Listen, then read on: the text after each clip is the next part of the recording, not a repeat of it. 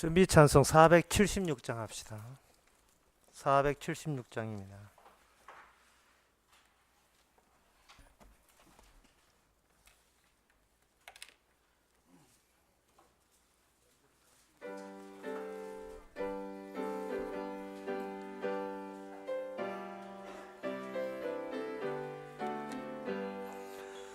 주 예수 넓은 품에 나 편히 안겨서 그 크신 사랑 안에 나 편히 쉬겠네. 영광의 들을 넘고 저 푸른 바다 넘어 천사의 노래소리 내 귀에 들리네. 주 예수 넓은 품에 나 편히 안겨서 그 크신 사랑 안에 나 편히 쉬겠네. 주 예수 넓은 품에 나 편히 안기니 이 세상 악한 세력 나 해치 못하네. 슬픔과 근심 걱정 이후에 없으리니 시험이 닥쳐와도 나 염려 없겠네. 주 예수 넓은 품에 나 편히 안겨서 그 크신 사랑 안에 나 편히 쉬겠네. 주 예수 죄인 위에 십자가 졌으니 이 만세 반석 위에 나 굳게 서겠네. 밤 지나가기까지 나 참고 기다리며 새 아침 동트 올 때 주 만나 뵙겠네. 주 예수 넓은 품에 나 편히 안겨서 그 크신 사랑 안에 나 편히 쉬겠네. 다 같이 묵도함으로 오후 예배를 함께 드리겠습니다.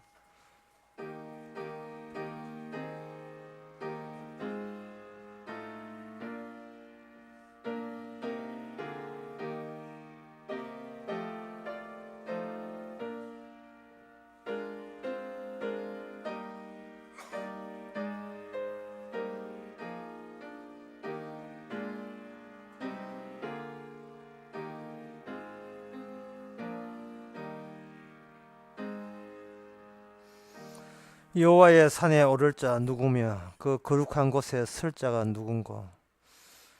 하나님 아버지, 여호와에 계시는 곳이 따로 있기에 저희들을 이렇게 찾아와 주셨습니다. 주님 찾아오심으로써 이때까지 몰랐던 것을 새롭게 알게 해주시고 우리 자신에게 문제가 있기에 주께서 피를 흘렸다는 사실을 소급해서 다 알게 하옵소서. 예수님의 이름으로 기도합니다. 아멘. 찬송가 204장 합시다.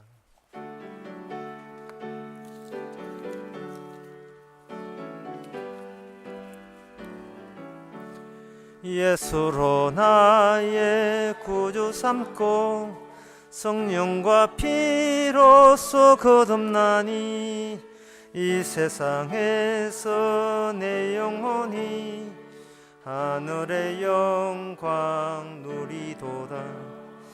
이것이 나의 찬정이요 이것이 나의 찬송일세 나 사는 동안 끊임없이 구주를 찬송하리로다 온전히 주께 맡긴 내 영 사랑의 음성을 듣는 중에 천사들 왕래하는 것과 하늘의 영광 보리로다 이것이 나의 간정이요 이것이 나의 찬송일세 나 사는 동안 끊임없이 구주를 찬송하리로다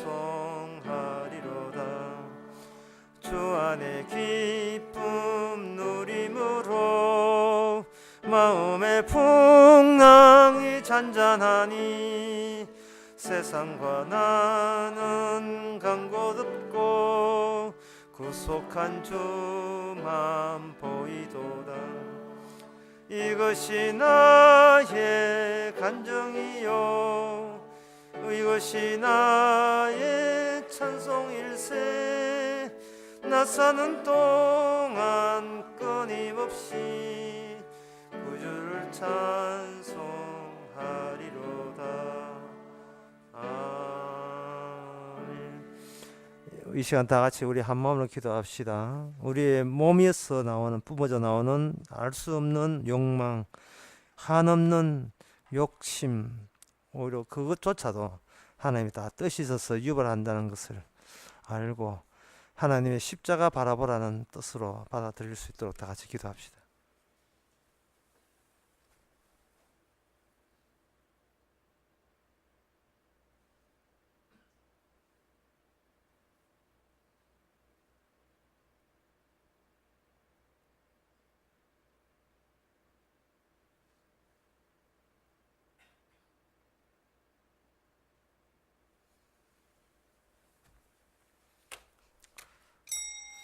하나님 아버지 반듯한 몸을 원하는 저희들에게 죄인 중에 괴수되게 하시는 하나님의 전략이 숨겨진 그 의도를 십자가 앞에서 비로소 발견하여 내 몸이 아니고 주의 몸인 것을 한없이 찬양할 수 있는 저희들 되게 하옵소서. 예수님의 이름으로 기도옵나이다. 아멘.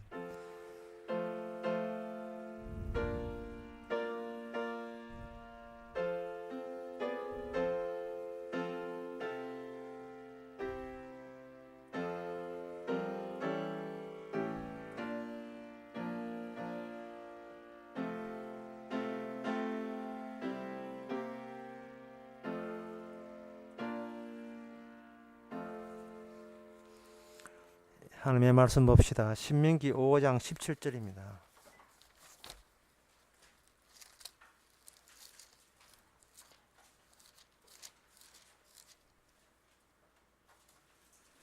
구약 성경 270페이지. 제가 읽습니다. 살인하지 말지니라. 간단하죠. 이 본문을 딱 보는 순간 우리는 이런 마음이 듭니다. 하나님이여 제발 살인 없는 세상에서 살고 싶습니다. 사랑하는 내 자녀가 살인자의 흉기에 희생물 되지 않기를 바랍니다. 하나님이여 이 살인하지 말라는 말씀을 온 천지에 다 퍼뜨려서 더 이상 살인이 없는 그런 이상적인 사회 속에서 남은 여세 행복하게 살기를 원합니다. 라는 그런 생각이 우선 들 거예요. 그 말은 뭐냐 하면은 하나님이여 살인하지 말라는 말씀을 저한테는 하지 마시고요. 저는 원래 살인할 마음 전혀 없으니까 착하니까 못된 흉악한 범에게만 살인할 의도가 있는 사람에게만 그런 말씀을 해 주시면 좋겠습니다. 라고는 그런 의도가 깔려서 그렇게 생각할 거예요. 살인의 희생물이 되지 않기를. 그런데 이 살인하지 말라는 말씀을 바로 우리가 이 잘못된 의도로부터 이렇게 이해를 하기 때문에 제대로 된 의도를 보여주시기 위해서 예수님께서는 이 말씀을 자기 몸에다가 적용시켰습니다.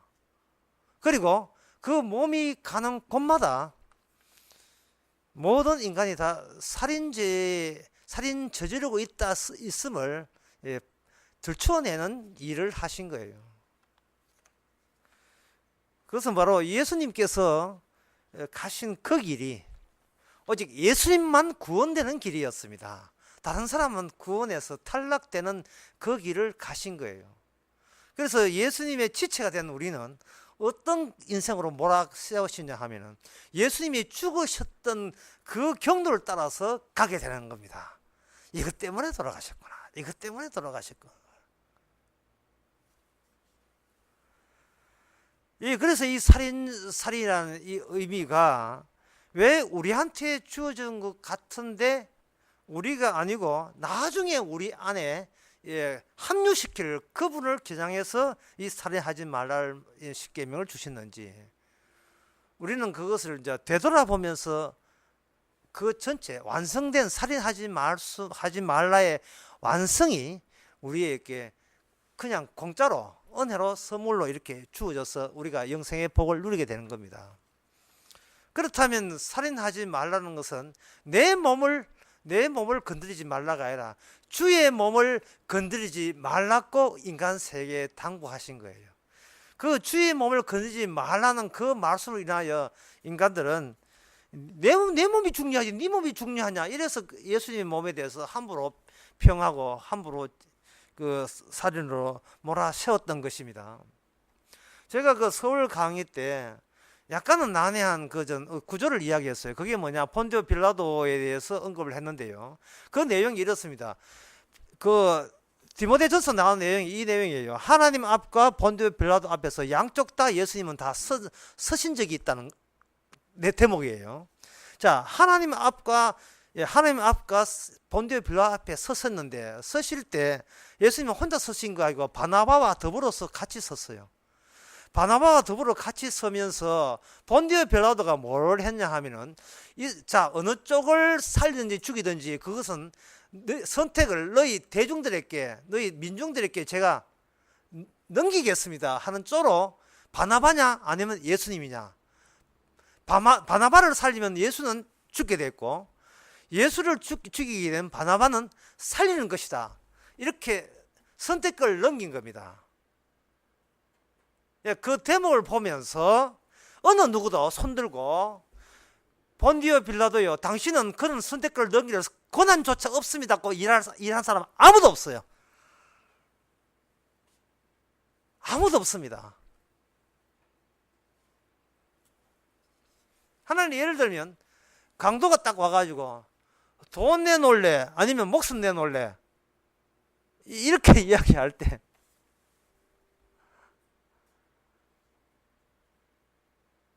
나는 돈 쪽을 선택할게 하면 목숨이 날아가 버리죠. 그럼 목숨을 선택하면 돈이 날아가죠. 하지만 강도 맞는 사람이 이렇게 이야기해야 돼요. 당신은 그런 선택을 내한테 강요할 자격이 없습니다. 권한이 없습니다. 라고 이야기를 할 사람이 없습니다. 왜냐하면 강도는 칼을 들고 있기 때문에.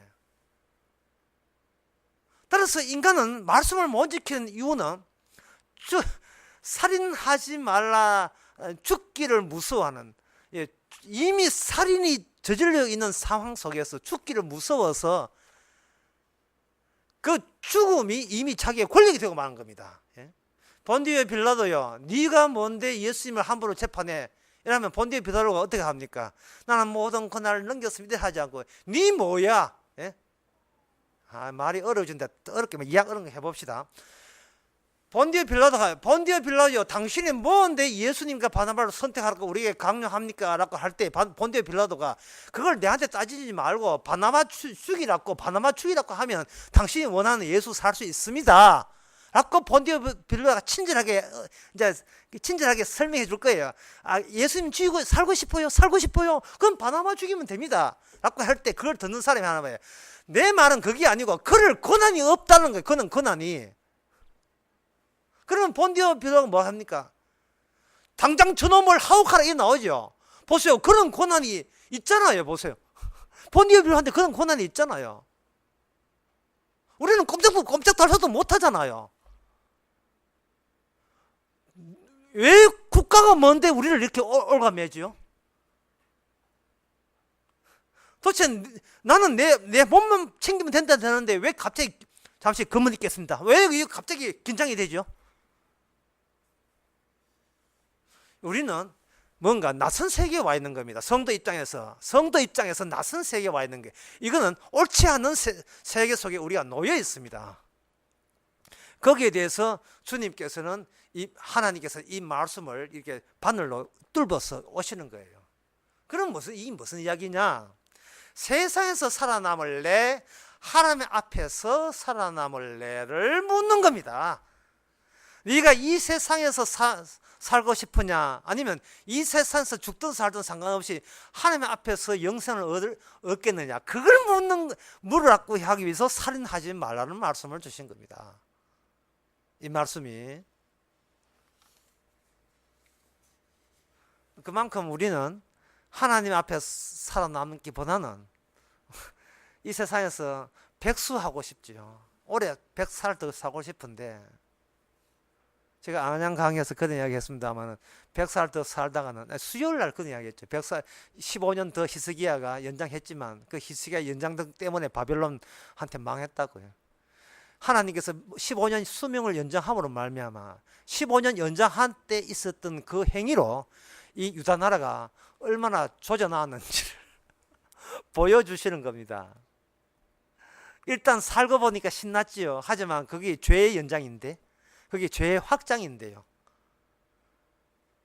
그래서 신방하면서 아이고 이거 노인네 백수하세요라 하면 뭐 뜻이냐 하면은 앞으로 16년 동안 더 죄 많이 지으세요. 그게 똑같은 말이에요. 지금도 많은 목사님들이 병원에 가서 죄 지으라고 그렇게 기도를 간절히, 온 교회가 다 간절히 기도합니다. 오래 사세요. 차마 뒷말은 못하죠. 오래 사셔가지고 못다된 죄를 더욱더 더 정강시키기 바랍니다. 그와 같은 말입니다. 살인하지 말라의 살인의 진짜 그 죽음의 진수는 예수님만 알고 있어요. 왜냐하면 죽음이라 하는 것은 그냥 목숨이 떨어지면 죽는 게 아니고 말씀에 입각한 죽음이 최종적인 죽음이기 때문에 그렇습니다. 말씀에 입각한 죽음. 히브리서 9장에 보면 나오죠. 사람에게는 죽는 것은 정하신 것이고 그 뒤에는 심판이 있으리라. 심판을 받기 위해서 인간은 죽어야 된다 이 말이죠. 그렇다면 말씀에 입각한 죽음은 뭐냐 하면 심판이라는 형식으로 준비되어 있습니다. 그냥 목숨 끊어지는 게 죽음이 끝이 아니고 심판까지 이어져 가야 제대로 된 죽음의 맛을 보게 돼요. 영원한 죽음입니다. 이걸 가지고 요한계시록 20장에서는 뭐냐, 두 번째 죽음이라고 했어요. 두 번째 죽음. 하여튼 간에 하나님께서는 우리 인간을 마음대로 갖고 놀아요. 말씀으로 가지고 막 요래했다가 이래 전을 이래 굽었다가 뒤집었다가 뭐 일방적인 말씀을 가지고 뒤마음대로 죽었어요. 두 번째 죽음이 있다고 우리 사전에 인간하고 의논한 적 없습니다. 일방적으로 뭐 이렇게 가발 주는 것처럼 새 올리는 것처럼 일방적으로 그냥 하나님께서 자기 거라고 일방적으로 그냥 두 번째 사랑, 두 번째 부활. 우리는 몰라서 그런 거예요. 성경 보기 전에 몰랐다고. 두 번째 부활인 줄 몰랐고 두 번째 사망인 줄 몰랐어요. 우리는 장례식 때 죽으면 그걸로 끝인 줄 알았어요. 죽고 난 뒤에 심판인 줄, 그것도 되살려서 심판인 줄 몰랐습니다. 바로 그런 입장에서 살인하지 말라가 주어지는 겁니다. 이 말은 뭔 뜻이냐? 뭐 골치 아픈 거 딱 간단히 정답을 말씀해드리겠습니다. 그건 뭐냐 하면은 네가 아는 식으로 사람 죽이지 말라 그런 말입니다. 그건 다른 말로 하면 내가 아는 식으로는 내가 죽일래. 이것은 곧 기준의 문제거든요. 기준. 네가 평소에 사는 기준은 남 죽더라도 네만 살면 행복한 그런 기준을 너에게 적용시켰다. 근데 그 기준으로 말미암아 정말 살인하지 말라는 말씀을 온전히 이루려는 그분이 네 기준으로 말미암아 오히려 네 손에 의해서 살해당하고 밉상받고 미움받는 그런 현상이 일어난다. 그러면 우리는 이야기해요. 왜 하나님이 그런 현상이 일어나도록 방치하십니까? 라에 대한 주님의 답변은 간단합니다. 그게 뭐냐 하면은 바꾸치기 하기 위해서예요. 제 몸을요, 아니 네가 속해 있는 그릇을, 네가 속해 있는 이 항아리 같은 이 상황 자체를 바꾸치기 하는 거예요. 제가 그 강의하면서 오리알이라고 이야기했는데, 그 오리알이라고 표현한 이유가 뭐냐, 오리알에다가 바늘을 딱 꼽아버리면 오리알은 바늘 구멍이 너무 작기 때문에 뭐가 왔다 가는지 몰라요. 바늘이 속 들어가는지 모릅니다. 오리알에다가 바늘을 집어넣고 바늘 빼버리면 바늘 구멍이 너무 작기 때문에, 주사 바늘처럼 너무 작기 때문에 누가 다녀가는지 어디 이 세상에 구멍 났는지를 몰라요. 예수님께서 다녀가시면서 생긴 구멍이 그게 십자가입니다. 사도 바울은 말하기를 나는 너희들이 그 바늘 구멍 외에는 일체 알지 않기를 원했다 했습니다. 이 세상에서 추방되어야 될 분이 침투했다가 몰래 빠져나와 버린 거예요. 그래서 모든 사람은 사나 죽으나 이 세상에 같이 있어야 되는데 유일하게 한 분만 들어갔다가 빠져나와 버린 겁니다. 그 빠져나온 그 구멍에서 바람이 솔솔 들어오는데 그 바람을 가지고 성령의 바람이라 합니다. 성령의 바람은 십자가라는 구멍을 통해서 들어오기 때문에 항상 그 성령 안에는 십자가 말씀 완성의 내용만 크게 거기에 뿜어져 들어오게 되어 있어요.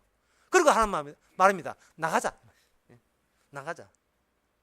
더 극단적인 반은 피할 곳이 없다. 네 몸을 가졌느냐? 예, 몸 여기 있습니다. 팔 여기 있고요. 다리 여기 있고. 너는 이제 더 이상 전면적인 심판, 최종적인 하나님의 죽음을 네가 피할 길이 없구나. 이제 손잡고 나가자. 손잡고 나가자. 요한복음 10장에 보면 주께서 목자가 되어서 양을 잡을 때 이렇게 합니다. 내가 잡은 양은 이 세상의 어떤 권세도 내 손아귀에서 빼낼 수 없을 것이다. 이거 얼마나 귀한 말씀입니까?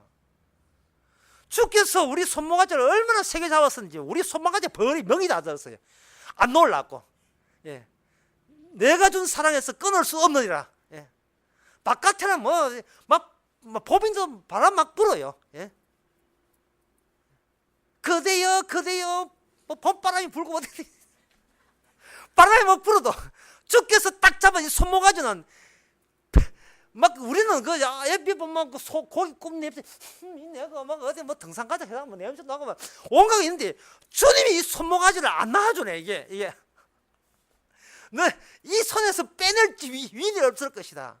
아니 무슨 지랄하라 해, 뭐 발작을 해, 온갖 협박과 공고를 하라 해. 그러나 절대로 이 손모가지는 빼지를 않는다는 겁니다. 나가자는 거예요. 그것이 바로 요 오리알 속에 바늘이 들어왔던 그 바늘 속에서 뭔가 들어온 겁니다. 이거는 사람은 할 수 없어도 하나님은 하시느니라 하는 그 바늘구멍 이야기할 때 그 대목이 나와요. 그래서 그러면 이제 우리가 중요한 것은 이 하나님이 살인하지 말라는 것을 누구와 연관시키냐면 예수님과 연관시킨다는 그 대목부터 이제 풀어야 되거든요. 거기에 창세기 9장에 보면 나옵니다. 자, 몇 기절 내 설명하지 않겠어요, 시간 관계상. 창세기 9장에 보면 무릇 사람이나 형제면 그 사람에게 무릇 사람의 피를 흘리면 그 사람의 피를 흘릴 것이니, 이 말은 살인하지 말라, 살인한 사람을 내가 살인할 것이다, 이 뜻이에요. 예? 이 땅에 살인하지 말라. 다시 말해서 이 땅에서 네가 네 기준으로 사람을 죽이지 말라. 네 기준을 네한테 적용시킬 인간은 내가 결코 살려두지 않을 것이다. 이 말은 뭐냐 하면은 구원받을 사람은 기준이 바꾸어지는 현상이 일어날 것이다, 그런 말입니다. 창세기 4장에 보면 라멕이라는 인간이 있는데 아주 금방에 아주 하늘을 찔렀어요. 내 건드리면 난 가만두지 않는다, 이 말을 했거든요. 벌을 7배나 7배인가 77배인가 뭐 받을 것이라지. 예? 가인을 위해서 벌을 7배지만 나를 위해서는 77배다. 이게 잘못된 기준이에요. 그런데 그 잘못된 기준이 뭐냐? 아까 이야기한 본디오 빌라도를 보면 돼요. 우리는 꿈쩍도 못해요. 꿈쩍도 못합니다. 하여튼 명태하고 여자는 때려야 말 듣는다는 말이 있잖아요. 옛날에 저는 남편을 맞아가면서 살아야 살 수 있어요. 전 반대가 되겠지만 옛날에 그랬거든요. 주께서 그렇게 센 게 나오면 사람들은 꼼짝도 못하고 그 힘이 하나의 생존의 환경을 조성합니다. 그게 뭐냐? 인간 기준에서 만든 인간의 세계입니다. 인간의 세계를 링컨은 이렇게 이야기했습니다. For the people, by the people. 오직 of the people. 우리 인민에 의한 나라는 영원히 멸망하지 않는다. 그게 라멕의 세계예요. 내가 익히 아는 기준, 여기 모여라, 공동체 하자. 이게 인간의 세계예요. 우리 서로 살인하지 말자. 뭔 뜻입니까? 남의 나라는 살인하자, 이 말입니다. 이 국가라 하는 것은 힘의 균형 문제이기 때문에 내가 편하기 위해서는 내 노동을 대신할 노예를 얻기 위해서 전쟁을 벌이지 않을 수밖에 없어요. 그 전쟁을 벌린 대가가 우리 국민이 잘 먹고 잘 사는 겁니다. 우리 국민들이 살인하지 않기 위해서는 반드시 살인을 해야 돼요. 이런 모순이 있습니다. 우리는 오리알 속에 존재합니다. 인간의 라멕 같은 죄로만 꾸며놓은 인테리어에 있는 그 세상, 그 상황 속에서 우리는 그것이 전부인 줄 알고 있습니다. 프로크루스테스라는 이름도 어려워요. 프로크루스테스라는 그런 로마의 신화적 인물은 침대가 있는데요. 그 침대는 나그네를 잡아다가 침대에 안 맞으면 짧다고 죽이고, 침대가 크면 침대보다 짧으면 느려서 죽이고, 침대보다 키가 크면 나간 만큼 끊어서 죽이고, 그렇게 했거든요. 그게 신화적 존재예요. 이 신화라는 것은 로마 신화, 그리스 신화의 핵심은 어디에 있느냐 하면은 이 모든 세계의 총합은 우리 인간의 세계의 연속이다. 이거 말 괜히 했다, 여러분. 쉽게 말해서 천국은 지금보다 더 살기 좋은 세상이 천국이지, 저는 낯선 곳은 아니다가 우리가 꿈꾸는 하늘나라입니다. 그게 신화의 세계예요. 신화의 세계 분수 있고 여자들 많고 골프장 있고, 이 여호와정이 깨어라 보면 표지 나오잖아요. 그 깨어라 해서 깨어나야 돼요. 그게 환상이에요. 너무나 모여서 힘드니까 주께서 사랑의 하나님이 뭔가 좋은 거 주겠지. 그 좋은다는 것은 내가 미흡한 것을 맞아 채우면 그게 완전히 된다는 거예요. 그게 얼마나 뭡니까? 살고 싶습니다 하는 거예요. 주께서는 그 살고 싶다는 그 기준을 네가 정하지 말고 따로 정한 분이 있다는 겁니다. 그분이 바로 예수님이 정했다는 거예요. 그러면 그분이 정하게 되면 우리가 그분에 의해서 구원받다 하는 건 어떤 식으로 압니까? 이제 마지막 그걸 설명해 드릴 텐데요. 예수님이 오셔서 하게 되면 그 창세기 32장 그 30절에 보면 지명 이름 하나 나옵니다. 야곱이 29절에 야곱이 청하여 가로되 당신의 이름은 좋아서서 그 사람이 이르되 어찌 내 이름을 묻느냐 하고 야곱이 거기에서 축복한지라. 야곱에게 축복한지라. 그러므로 야곱이 그곳 이름을 브니엘이라 하였으니 그가 이르기를 내가 하나님과 대면하여 보았으나 내 생명이 보존하였다. 내가 살았다. 브니엘이라는 뜻은 하나님의 얼굴이거든요. 하나님의 얼굴을 봤음에도 불구하고, 하나님을 만났음에도 불구하고 내 목숨은 유지가 되었다. 그렇다면 이 목숨은 하나님에서 나온 축복의 결실물이 현재 내 몸속에 이게 꿈틀거리고 살아있다는 겁니다. 그런데 내게 축복한 그분이 나에게 다른 이름으로, 다른 지체로 몸을 바꿔주면서 이름도 같이 바꿨어요. 뭐냐? 야곱이 아니고 이스라엘이에요. 그렇다면 이스라엘 이름은 누구냐? 야곱이 아니고 예수님의 이름이 이스라엘이에요. 요한복음 1장 끝에 나옵니다. 예수님이 이스라엘이에요. 주님은 이름대로 기능합니다. 이름대로 완성을 해요. 그렇다면 지금 우리 성도 이름은 이스라엘이에요. 다시 하나님을 만나든 지금 죽더라도 주와 만나면 오늘 밤에 나그네 이스라엘가 된 성도를 성도라고 이야기합니다. 글쎄 목사님 그 성도가 난지 어떻게 합니까? 그게 궁금하다니까요. 우리는 지금 그게 궁금한 거예요. 그 성경은 그 말이 맞는데 그게 꼭 꼭 집어서 그게 나라는 것을 내가 어떻게 확인하느냐 이 말입니다. 그걸 말씀드리겠습니다. 예수님이 이 땅에 왔을 때 예수님 특유의 공간과 시간관을 가지고 왔어요. 공간과 시간관을 가지고 공간 현실과 시간 현실을 따로 챙기기 왔기 때문에 사람들은 예수님 말하는 것을 이해를 못했습니다. 그건 가끔을 보여줬죠. 주님께서 오셔서 하인에게 손 나오면 낫겠습니다 하니까 내가 말만 하면 된다. 가보니까 말하는 그 시점에 이미 나와버렸어요. 그런데 시간과 공간을 전혀 지금의 시간과 공간을 저촉받지 않아요. 예수의 포도주가 떨어졌는데 포도주를 채워달라. 예수님 하시면 그 포도주 채우는 것은 제 소관 아닙니다. 제 때가 아닙니다. 해놓고 물 떠가지고 포도주 되게 했어요. 그것은 뭐냐? 예수님의 흘린 예수님의 그 포도주의 완성이 우리에게 포도주 정도의 진짜 생명을 주는, 다시 말해서 포도주 좋은 결혼식 되는 것이 아니고 하늘나라라는 결혼식에 살아남고 거기에 참여해서 영원히 사는 포도주를 주께서는 미리 앞당겨서 가나 혼인잔치에서 베푸르신 거예요. 이걸 일일이 다 설명하기 좀 복잡한데요. 자, 시간관부터 보세요. 시간관은 뭐냐 하면은 기차 제일 뒷칸에 서세요.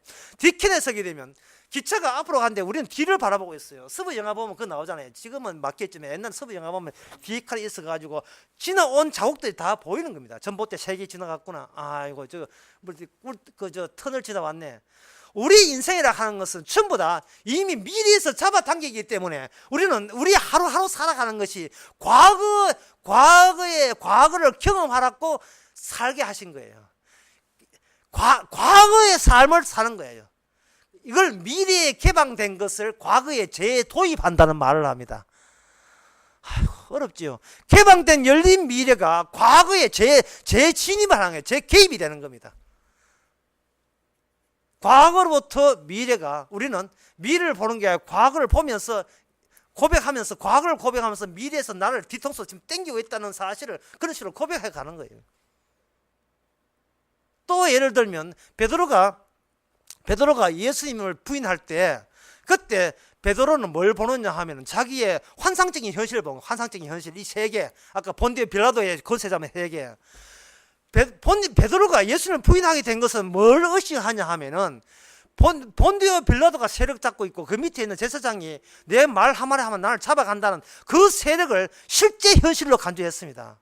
그런데 예수님 부인하고 난 뒤에 곁에 누가 있었냐 하면은 꺾이요 하고 울었어요. 닭이 있었지, 닭이. 인간이 아는 현실 속에 닭이 있어요. 닭 있는 거 알잖아. 우리 양계장에 닭 많아 알아요. 계란이 왔어요. 계란이 양계장에서 온 계란이 있는 거 알잖아요. 하지만 그 닭이 주께서 배치한 닭이라는 사실을 알 때 베드로는 새로운 현실관을 접합니다. 현재 눈에 보이는 모든 것이 우리 보기에는 내 이 세상에서 살아남기 위해서 배정된 사물이 아니고 예수님이 구성한 하늘나라를 위해서 마치 우리가 인간이 노동을 얻은 것처럼 보이는 것들 속에 내가 하나의 일부로의 가구로서 여기 놓여 있습니다. 가구로서. 그게 늘 24시간 느끼지는 않아요. 앞으로 뭐 먹고 살지 이거 되지.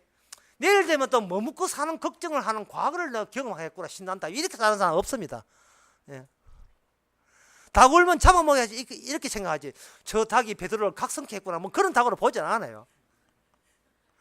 하지만 우리가 뭔가 이 땅에서 내 일이 꼬이고 실망스러울 때, 그리고 더 세상에 실망스러운 거 아니고 내 자신에게 실망스러울 때, 주여 나 같은 인간 살려두니 무슨 의미가 있습니까?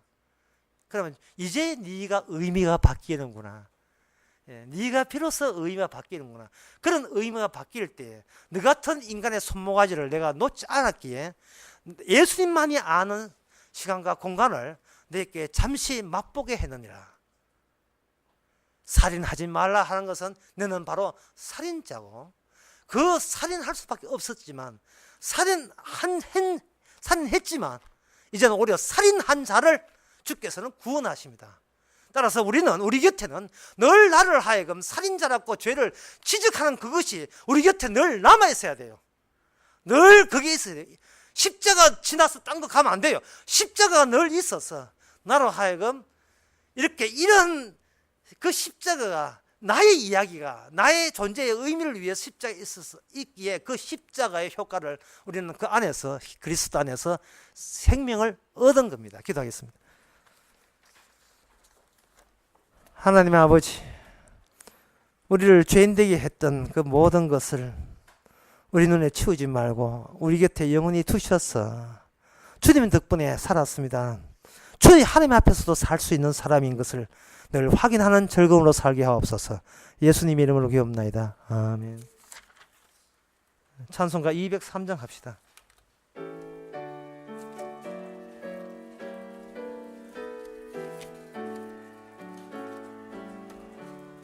나 행한 것으로 구원 못 얻고 이 육신 힘껏 애써도 죄 짓지 못하네. 나 혼자 힘으로 내 주를 못 뵙고 나 탄식하여 울어도 내 짐을 못 벗네. 주 예수 공로만 내 짐을 벗기며 주 예수 흘린 피로써 나 평화 얻겠네. 주 예수 사랑이 내 근심 쫓으며 내 병든 영혼 고치사 참 자유 주시네. 주님께 감사와 또 찬양 드리며 그 거룩하신 사랑을 늘 바라봅니다. 내 모든 근심과 내 모든 두려움 주 묻히셨던 무덤에 다 묻어버리네. 은혜의 하나님 나 의지합니다. 주 예수 나를 부르사 자녀로 삼았네.